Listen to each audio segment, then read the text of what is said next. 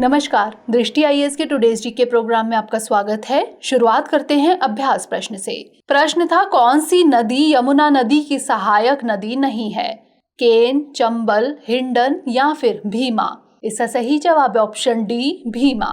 हाल ही में केन बेतवा लिंक परियोजना की संचालन समिति यानी SCKBLP की दूसरी बैठक संपन्न हुई। केन बेतवा लिंक परियोजना में दौधन बांध यानी दौधन डैम और नहर का निर्माण करके केन से बेतवा नदी में पानी का हस्तांतरण शामिल है। यह परियोजना जल संकट व सूखे की समस्या से जूझ रहे बुंदेलखंड क्षेत्र के लिए लाभकारी है। यमुना नदी की प्रमुख सहायक नदियां टोंस, चंबल, हिंडन, बेतवा और केन है। भीमा नदी कृष्णा नदी की एक सहायक नदी है, इसलिए विकल्प डी सही है। इसका उद्गम महाराष्ट्र में पश्चिमी घाट की भीमा शंकर पर्वत श्रेणी के नजदीक होता है। तो इस तरह इस प्रश्न का सही जवाब है ऑप्शन डी, भीमा।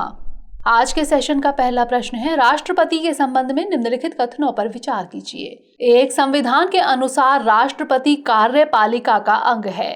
2. द्रौपदी मुर्मू इस पद पर नियुक्त होने वाली पहली आदिवासी महिला हैं। उपरोक्त में से कौन सा यहाँ से कथन सही है या फिर है? केवल एक, केवल दो, एक और दो दोनों, या फिर ना तो एक और ना ही दो?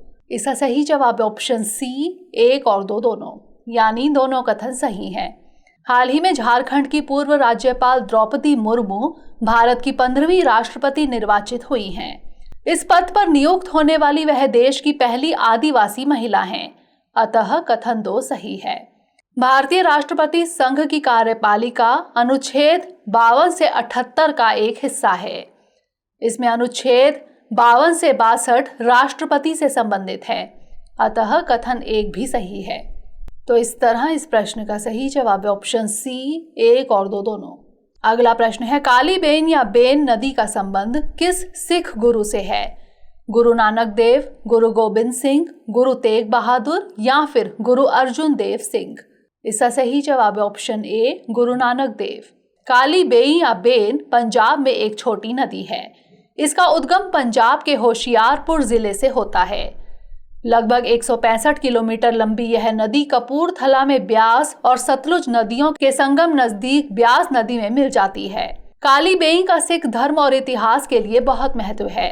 माना जाता है कि पहले सिख गुरु गुरु नानक देव जी को यहाँ ज्ञान प्राप्त हुआ था। तो इस तरह इस प्रश्न का सही जवाब है ऑप्शन ए, गुरु नानक देव। अगला प्रश्न है, medical termination of pregnancy act 1971 यानी MTP एक्ट सभी महिलाओं को कितने सप्ताह तक के गर्भपात की अनुमति देता है? 20 सप्ताह, 24 सप्ताह, 28 सप्ताह या फिर उपर्युक्त में से कोई नहीं? इसका सही जवाब है ऑप्शन ए, 20 सप्ताह। हाल ही में सुप्रीम कोर्ट द्वारा अपने एक अहम फैसले में 24 हफ्ते की गर्भवती अविवाहित महिला को गर्भपात की इजाजत दी गई। The medical termination of pregnancy act 1971 गर्भपात के लिए एक केंद्रीय कानून है। यह पंजीकृत चिकित्सक की राय पर पहले 20 हफ्तों में सभी महिलाओं के लिए गर्भपात की अनुमति देता है। इस अधिनियम से संबंधित नियम 3B 2021 में संशोधित कुछ विशेष परिस्थितियों में 20 से 24 सप्ताह के बीच गर्भपात के लिए पात्र महिलाओं की 7 श्रेणियों को निर्दिष्ट करता है। तो इस तरह इस प्रश्न का सही जवाब है ऑप्शन ए, 20 सप्ताह। अगला प्रश्न है, हाल ही में राजा सरफोजी की एक पेंटिंग चर्चा में रही है। वह कहाँ के राजा थे? तंजावुर, मदुरै, बीजापुर या फिर कन्नूर? इसका सही जवाब है ऑप्शन ए, तंजावुर। हाल ही में राजा सरफोजी और उनके बेटे शिवाजी की 19वीं सदी की एक पेंटिंग का अमेरिका के एक संग्रहालय में पता लगाया गया है। दरअसल कुछ साल पहले तंजावुर के सरस्वती महल से यह पेंटिंग चोरी हो गई थी। राजा सरफोजी तंजावुर के भोंसले राजा थे, इसलिए विकल्प ए सही है। उनके इकलौते बेटे शिवाजी ने 1855 तक शासन किया। हालांकि इसके बाद उनका कोई पुरुष उत्तराधिकारी नहीं था। इसके चलते तंजावुर लॉर्ड डलहौजी की हड़प नीति यानी डॉक्ट्रिन ऑफ लैप्स का शिकार हो गया और इसे ब्रिटिश शासित भारतीय प्रांतों में मिला लिया गया। तो इस तरह इस प्रश्न का सही जवाब है ऑप्शन ए, तंजावुर। अगला प्रश्न है, नॉर्थ स्ट्रीम पाइपलाइन किससे होकर गुजरती है? एड्रियाटिक सागर, काला सागर, बाल्टिक सागर या फिर एजियन सागर? इसका सही जवाब है ऑप्शन सी, बाल्टिक सागर। हाल ही में रूस ने 10 दिनों बाद एक बार फिर से नॉर्थ स्ट्रीम पाइपलाइन शुरू कर दी है। इससे जर्मनी से होते हुए यूरोप को होने वाली महत्वपूर्ण गैस की आपूर्ति पुनः बहाल हो गई है। गौरतलब है कि बीती 11 जुलाई को इस पाइपलाइन को रखरखाव कार्य के लिए बंद कर दिया गया था। बता दें कि नॉर्थ स्ट्रीम अब तटीय प्राकृतिक गैस पाइपलाइन है। यह रूस से जर्मनी तक बाल्टिक सागर से होते हुए गैस की आपूर्ति करती है, इसलिए विकल्प सी सही है। तो इस तरह इस प्रश्न का सही जवाब है ऑप्शन सी, बाल्टिक सागर।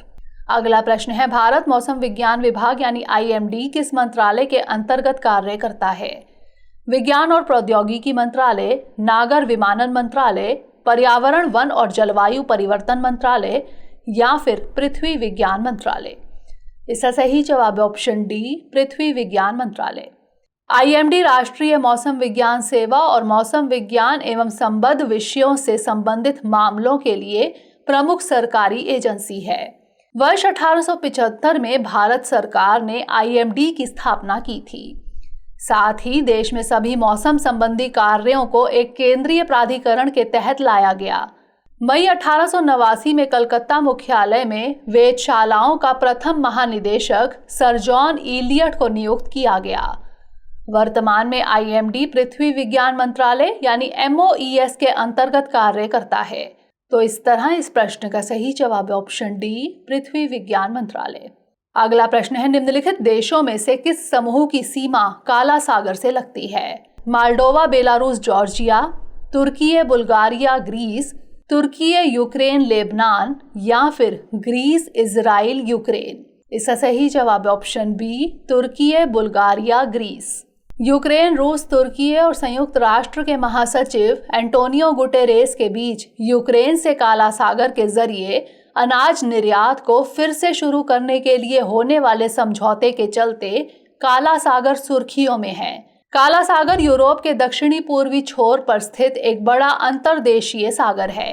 इसकी सीमा उत्तर में यूक्रेन, उत्तर पूर्व में रूस, पूर्व में जॉर्जिया, दक्षिण में तुर्की एवं पश्चिम में बुल्गारिया और रोमानिया से लगती है।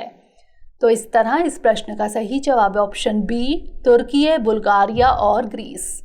अगला प्रश्न है, पैक्सलोविड कितने वर्ष से अधिक आयु के रोगियों के उपचार हेतु अधिकृत दवा है? 9 वर्ष, 10 वर्ष, 11 वर्ष या फिर 12 वर्ष? इसका सही जवाब है ऑप्शन डी, 12 वर्ष। हाल ही में पैक्सलोविड दवा सुर्खियों में रही है। पैक्सलोविड फाइजर फार्मास्यूटिकल्स द्वारा विकसित एक दवा है। यह दवा डॉक्टर की सलाह पर उपलब्ध है।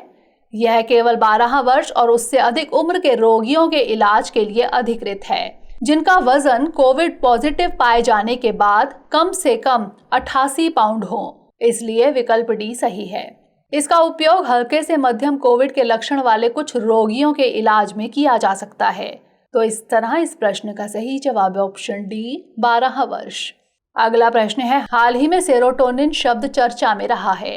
यह है एक रसायन जो मस्तिष्क में तंत्रिका कोशिकाओं के बीच संदेश पहुंचाता है, साइबर अपराध का एक तरीका, एक नया वायरस या फिर एक नया आइसबर्ग?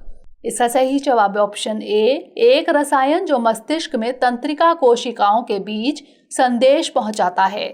हाल ही में यूनिवर्सिटी कॉलेज लंदन के शोधकर्ताओं ने बताया है कि इस बात के पुख्ता प्रमाण नहीं है कि अवसाद कम सेरोटोनिन सांद्रता के साथ जुड़ा हुआ है या इसके कारण होता है। लंबे समय से मस्तिष्क में रासायनिक असंतुलन व्यापक रूप से अवसाद के लिए विशेष रूप से सेरोटोनिन नामक रसायन को जिम्मेदार माना गया है। सेरोटोनिन एक प्रकार का न्यूरोट्रांसमीटर है। यह एक रसायन है जो संदेशों या संकेतों को एक तंत्रिका कोशिका से दूसरे में प्रेषित करने या पहुंचाने में मदद करता है। सेरोटोनिन मूड, नींद, भूख और दैनिक कामकाज के अन्य प्रमुख पहलुओं को नियंत्रित करने में मदद करता है। तो इस तरह इस प्रश्न का सही जवाब है ऑप्शन ए, एक रसायन जो मस्तिष्क में तंत्रिका कोशिकाओं के बीच संदेश पहुंचाता है। अंतिम प्रश्न है, दल बदल विरोधी कानून के संबंध में निम्नलिखित कथनों पर विचार कीजिए। 1. किसी सांसद या विधायक की अयोग्यता का निर्णय करने की शक्ति सदन के पीठासीन अधिकारी के पास होती है। 2. इंदिरा गांधी के प्रधानमंत्री कार्यकाल के दौरान इसे संविधान में जोड़ा गया था। उपरोक्त कथनों में से कौन सा यहाँ से सही है या फिर है? केवल एक, केवल दो, एक और दो दोनों, या फिर ना तो एक और ना ही दो? इसका सही जवाब है ऑप्शन ए, केवल एक। दल बदल विरोधी कानून संविधान की 10वीं अनुसूची के अंतर्गत आता है। यह कानून सांसदों, विधायक उनके दल से अलग होने पर दंडित करता है। इसके बाद वह विधायिका का सदस्य होने के लिए योग्य नहीं रह जाएगा। किसी सांसद विधायक की अयोग्यता का निर्णय करने की शक्ति सदन के पीठासीन अधिकारी के पास होती है, इसलिए विकल्प ए सही है। इसे 52वें संशोधन अधिनियम 1985 के माध्यम से संविधान में जोड़ा गया था। इस दौरान राजीव गांधी देश के प्रधानमंत्री थे, अतः कथन 2 गलत है। यह कानून संसद और राज्य विधानसभाओं दोनों पर लागू होता है। तो इस तरह इस प्रश्न का सही जवाब ऑप्शन ए, केवल एक। आइए अब नोट कर लेते हैं आज का अभ्यास प्रश्न। संविधान सभा द्वारा राष्ट्रीय ध्वज को कब अपनाया गया था? 22 जुलाई 1947, 9 दिसंबर 1946, 10 नवंबर 1947 या फिर 23 जनवरी 1947? इसका उत्तर हमें कमेंट सेक्शन में जरूर भेजिएगा। अगले सेशन में नए प्रश्नों के साथ मिलेंगे। तब तक के लिए पढ़ते रहिए एंड स्टे मोटिवेटेड।